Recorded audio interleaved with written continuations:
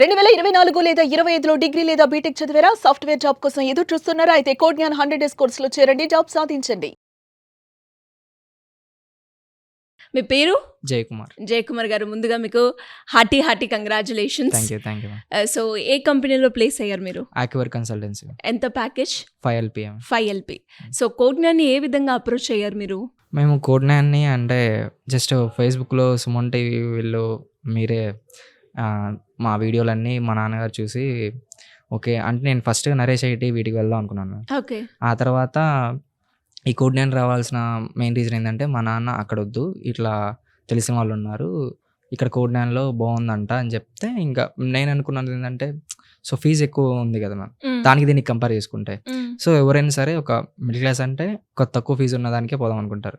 కానీ అలానే పోదాం అనుకుని ఇంకా నేను అసలు ఎందుకు వచ్చిననే థాట్లో ఉండే.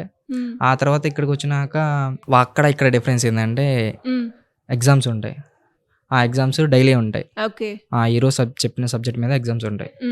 మళ్ళీ వారం మాక్ వేసి ఉంటాయి. ఇవి ఎలాగంటే మన కాన్ఫిడెన్స్ని బూస్ట్ చేసుకోవచ్చు, మన లర్నింగ్ స్కిల్స్ని ఇంప్రూవ్ చేసుకోవచ్చు. అది ఇక్కడ తప్ప ఇంకెక్కడ ఉండదు మేము. అది ఓకే. అంటే ఇప్పుడు మీకు డబ్బులు ఎక్కువైంది, అనవసరంగా వచ్చాను అన్న ఫీలింగ్ ఏమన్నా? ఫీలింగ్ లేదు. వర్త్.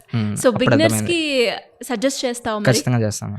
బిగినర్స్ ఎవరైనా కూడా ఇనిషియల్ గా కోడ్నాన్లో జాయిన్ అవ్వాలి అనుకున్నప్పుడు ఎక్స్ప్లెనేషన్ ఏ విధంగా ఉంటుంది? ఈజీగా ఉంటుందా? ఎలా చెప్తారు? ఈజీగానే ఉంటుంది మ్యామ్. అంటే మనకి సుధీర్ సార్ మాకు చెప్పిన ఏదైతే సుధీర్ సార్ అనే చాలా బాగా చెప్తారు మ్యామ్. అంటే స్క్రాచ్ నుంచి స్టార్ట్ చేస్తారు. కానీ మనకి ఏదైనా డౌట్స్ ఉన్నా కానీ మనకి ప్రాక్టీస్ సెషన్ ఉంటుంది. ప్రాక్టీస్ సెషన్లో జయలక్ష్మి మేడం కానీ వాళ్ళు ఏ డౌట్ ఉన్నా సరే మేడం ఒకవేళ చూసి ఒకవేళ ఆ డౌట్ మేడం కూడా తెలియకపోయినా ఖచ్చితంగా దాన్ని మళ్ళీ మన ఏలో కానీ ఎక్కడైనా చూసైనా సరే మళ్ళీ చెప్తారు మనకి క్లియర్గా అర్థమయ్యే విధంగా. సో ఎన్నిసార్లు డౌట్స్ అడిగినా కూడా క్లియర్ చేస్తూ ఉంటారు. Yes ma'am. And interview process ఏ విధంగా జరిగింది? ఎలా ఉంది ఆ ఎక్స్పీరియన్స్ అంతా? ఇంటర్వ్యూ ప్రాసెస్ అంటే ఫస్ట్ మాది రెజ్యూమ్ షార్ట్ లిస్ట్ అయింది మ్యామ్. మొత్తం 5 రౌండ్స్ జరిగినాయి.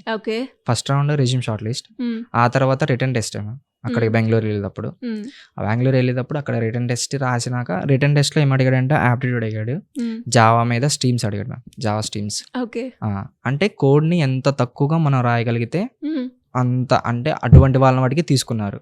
కోడ్ ఎంత తక్కువగా అంటే minimum code, less code, less optimization, less time complexity, less space complexity, అటువంటి కోడ్ మటుకే వాళ్ళు ఎలా చేశారు. మనం ఇక్కడ మన సిద్ధి సార్ వీళ్ళు స్ట్రీమ్స్ గురించి చెప్పినప్పుడు మనకి నేనేమనుకున్నానంటే అసలు ఈ స్ట్రీమ్స్ వీటి వల్ల ఉపయోగమైంది వేస్ట్ కదా అనుకున్నాను. ఆ తర్వాత ఈ స్ట్రీమ్సే ప్రతి ఒక్క దాంట్లో అడుగుతున్నారు, దీనివల్లే మనకి ఇంత బెనిఫిట్ ఉందని చెప్పి అప్పుడు తెలిసింది. ఓకే. ఇంటర్వ్యూ అయిపోయిన తర్వాత తెలిసింది. సో ఇది మనకి చాలా యూస్ఫుల్ అవుతుందని రియలైజ్ అయ్యారు. ఆ తర్వాత రిటర్న్ టెస్ట్ అయిపోయినాక టెక్నికల్ రౌండ్కి ఎలా చేశారు. టెక్నికల్ రౌండ్లో మనకి ఏ కాన్సెప్ట్ అడిగాడు అంటే నీకు ఏమో స్కిల్స్ ఏమో వచ్చని అడిగాడు. ఇట్లా spring boot, Java, advanced Java, hibernate, ఇట్లా HTML CSS ఇలా వచ్చని చెప్తే ఇట్లా స్ప్రింగ్ బూట్ మీద క్వశ్చన్స్ అడిగారు. అంటే స్ప్రింగ్ బూట్ ఎందుకు యూజ్ చేస్తారు, వాటి వల్ల యూజెస్ ఏంది, ఎటువంటి యాంటేషన్స్ ఉంటాయి అని చెప్పేసి అడిగారు. టెక్నికల్ రౌండ్ అయిపోయినాక వెంటనే నెక్స్ట్ మేనేజరికల్ రౌండ్ పెడతామన్నాయి, అప్పుడే చెప్పారు. అది కాకపోతే నెక్స్ట్ డే అని చెప్పారు. సో అక్కడ మళ్ళీ ఉండాల్సి వచ్చింది. నెక్స్ట్ డే కూడా ఆ డే అయిపోయినాక మేనేజరికల్ రౌండ్లో ప్రాజెక్ట్స్ గురించి జరిగాడు. ఆ ప్రాజెక్ట్ కూడా నేను ఇక్కడ చేసిందే, వెబ్ జాబ్ పోర్టల్ చేశాను. ఆ ప్రాజెక్ట్ గురించి ఎక్స్ప్లెయిన్ చేశాను. చేసిన తర్వాత ఎన్ని క్వశ్చన్స్ అని అడిగాడు. సో నేనేం చెప్పానంటే మనం కూడా ఇలా ఒక జాబ్ పోర్టల్ అనేది సింపుల్ వేలో అప్లై చేసుకోవచ్చు కదా. ఇప్పుడు నౌకరీ వీటన్నిటిలో మనకి రెజ్యూమ్స్ అనేవి ఫ్రీగా ఇవ్వట్లేదు కదా. సో మనమే ఒకటి తయారు చేద్దాం సార్ అని చెప్పేసి అడిగాను. ఐడియా బాగానే ఉంది, విల్ డెవలప్ ఇట్ సూన్ అని చెప్పేసి చెప్పారు. సో ఇక్కడ మీరు ఏదైతే నేర్చుకున్నారో అది ఇంటర్వ్యూలో మీకు బాగా ఉపయోగపడింది. And real time project explain చేస్తారు అని చెప్తూ నిజమేనా? నిజమే. అండ్ ఎస్పెషల్లీ ఇంటర్వ్యూకి వెళ్ళేటప్పుడు దానికి తగ్గట్టుగానే ఇక్కడ సెషన్స్ ఉంటాయి, మేము అదే విధంగా స్టూడెంట్ ని ట్రైన్ చేస్తాము అని చెప్తూ ఉంటారు. అదంతా ఎలా ఉంటుందండి? అవును మేడం, ఖచ్చితంగా అది జరుగుతుంది మ్యామ్. ఎందుకంటే ఇక్కడ మనం ఏవైతే క్వశ్చన్స్ నేర్చుకుంటున్నామో అదే క్వశ్చన్స్ మళ్ళీ అక్కడ కూడా ఉంటాయి. సో ఇప్పుడు ఇది మనకి ఎలా ఉంటది అంటే ఒక రిపీట్ లాగా ఉంటది, ఒక డెమోలా ఉంటది. సో ఇక్కడ అడిగేవే జస్ట్ వాళ్ళు కూడా అడుగుతూ ఉంటారు మనల్ని, సేమ్ ఇవే రిపీటెడ్ క్వశ్చన్స్ వస్తాయి పక్కా. సో మరి కోడ్నాన్ జాయిన్ అవ్వక ముందు, జాయిన్ అయిన తర్వాత అంటే ఆ డిఫరెన్స్ ఏంటి నీలో నువ్వు గమనించుకుంది? నాలో నేను గమనించుకున్న డిఫరెన్స్ ఏంటంటే నా కోడ్ని నేను ఎలా ఇంప్లిమెంట్ చేస్తున్నాను, దాన్ని ఎంత తక్కువగా ఆప్టిమైజ్ చేస్తున్నాను. సో దానివల్ల నాకు వచ్చే బెనిఫిట్స్ ఏంటంటే నేను DSA నేర్చుకోగలిగాను. సో ఆ కోడ్ అనేది ఏ స్ట్రక్చర్ చూసినా సరే ఓకే ఈ కోడ్ ఇలా వర్క్ అవుతుంది అని చెప్పేసి ఈజీగా ఒక అవగాహన వస్తుంది. ఓకే. అండ్ అలాగే ఎవరైతే స్టూడెంట్స్ కోడ్‌లో ఉంటారో వాళ్ళకి resume building, LinkedIn profile update చేయడం ఇవన్నీ కూడా ఉంటాయి అని అంటారు. సో అవన్నీ నువ్వు రెగ్యులర్‌గా ఫాలో అవుతూ ఉన్నావా? అయ్యాను మేడం. లింక్డ్ఇన్ ఫాలో అయ్యాను. ఆ తర్వాత రెజ్యూమ్ బిల్డింగ్ అనేది నేను ఆల్రెడీ ఈ నౌకరీ వీటన్నిటిలో చూశాను కాబట్టి సో అదే వేలో మళ్ళీ జయలక్ష్మి మేడం కూడా ఒకసారి కాంటాక్ట్ అయ్యాను, నేను మాట్లాడాను. చెక్ చేశారు, మేడం కూడా చెక్ చేసి దాంట్లో అప్డేట్ చేశారు. అండ్ అలాగే ఎవరైతే మాక్ టెస్ట్ రాస్తూ ఉంటారో ఫస్ట్ మాక్ టెస్ట్‌కి ఫైనల్‌గా ఇప్పటి వరకు నువ్వు రాసిన దానికి ఆ డిఫరెన్స్ ఏంటి? అందులో ఉన్న పాజిటివ్స్‌ని అలాగే ఏదైతే నెగెటివ్స్ ఉండవో వాటిని ఎలా రెక్టిఫై చేసుకున్నావు? దానికి టీచర్స్ ఎలా సపోర్ట్ చేశారు నీకు? సో నాకేందంటే నేను ఫస్ట్ ఏ మాక్ ఇంటర్వ్యూ ఇచ్చినప్పుడు నాకు అర్థమయ్యేది కాదు మ్యామ్. ఏదో చెప్తున్నానా అనే ఫీలింగ్ ఉండేది.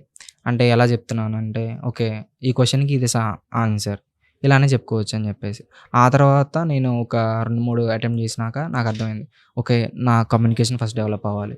ఆ తర్వాత నేను ఎలా చెప్తున్నాను అనేది ఇంటర్వ్యూయర్ చూసుకుంటాడు కాబట్టి నేను చెప్పే మాటలు ఇవన్నీ ఎలా ఉండాలంటే ఒక ప్రొఫెషనల్‌గా మనం ఎలా మాట్లాడాలనుకున్నాలో అలా ఉండాలని చెప్పేసి నాకు అర్థమైంది. సో దాన్ని నేను ఎలా రెక్టిఫై చేసుకున్నానంటే సేమ్ ఇదే మాక్ ఇంటర్వ్యూని నెక్స్ట్ నేను ఇచ్చినప్పుడు ఫస్ట్ నాకు రేటింగ్ వచ్చేది మ్యామ్. మాకు అన్నిటికీ రేటింగ్స్ ఉంటాయి. సో అంటే 5 నీకు ఈ మాక్‌లో 3 వచ్చింది రేటింగ్. దీంట్లో 3.5 వచ్చిందని చెప్పేసి. సో నాకు ఫైనల్‌గా వచ్చిన రేటింగ్ ఏంటంటే 4.5 వచ్చింది ఒక దాంట్లో. సో అప్పుడు నాకు అర్థమైపోయింది ఓకే కాన్ఫిడెన్స్ వచ్చింది. అసలు ఎలా మాట్లాడాలి ఏంటి అని చెప్పేసి. సో ఇంకా అక్కడితో దాన్ని ఆపేసాను. అంటే ఫైనల్‌గా ఇంకా ఎవరికైనా కూడా స్టూడెంట్స్ ఎవరైతే బిగినర్స్, ఫ్రెషర్స్ ఉంటారో కోడ్9లో జాయిన్ అవ్వాలా వద్దా?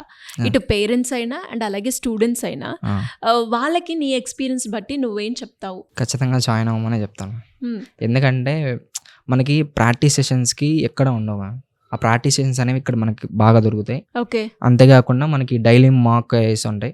అది మా వీక్లీ వన్స్. అంతేకాకుండా మనకి ప్రతి డే మనకి ఎలా ఉంటుందంటే ఒక టెస్ట్ ఉంటుంది. ఈరోజు ఏం చెప్పారో ఆ టెస్ట్ ఉంటుంది. సో దీనివల్ల ఏంటంటే మనంతటా మనం తప్పు చేసినప్పుడే ఆ తప్పు అనేది మనకు కనిపిస్తుంది. అది బాగా గుర్తుండిపోతుంది మ్యామ్. ఓకే. అందుకని మనం అది చేస్తా ఉన్నప్పుడు ఓకే నేను ఇక్కడ తప్పు చేశాను. సో అది ఇంకా గుర్తుండిపోయింది. నువ్వు మళ్ళీ ఇంకా చేయాలనుకున్నా చేయలేము. ఓకే. ప్రాక్టీసింగ్‌లో మనం ఖచ్చితంగా ఆ సెషన్‌లో కూర్చుంటే సరిపోతుంది. సో ఎన్ని అవర్స్ ఉంటాయి రెగ్యులర్‌గా మనకి ఈ కోర్సులో? మామూలుగా మనకి ఫస్ట్ మార్నింగ్ 7కి ఒకటి ఉంటుంది. అది మార్నింగ్ 9కి ఒకటి ఉంటుంది. 9 to 12 వరకు 1 వరకు ఉంటుంది. ఆ తర్వాత బ్రేక్ ఉంటుంది. మాకున్నదైతే ఆ తర్వాత బ్రేక్ ఉంటుంది. ఆ తర్వాత నెక్స్ట్ 1:30 నుంచి సాయంత్రం 5 వరకు 6 వరకు కూడా ఉండొచ్చు. ప్రాక్టీసింగ్ చేసుకోవచ్చు. ఇష్టం మన ఇష్టం. మన ఇష్టమే. ఓకే. సో ఫైనల్‌గా వన్ వర్డ్ అబౌట్ కోడ్9 అంటే right place for the right jobs. Great.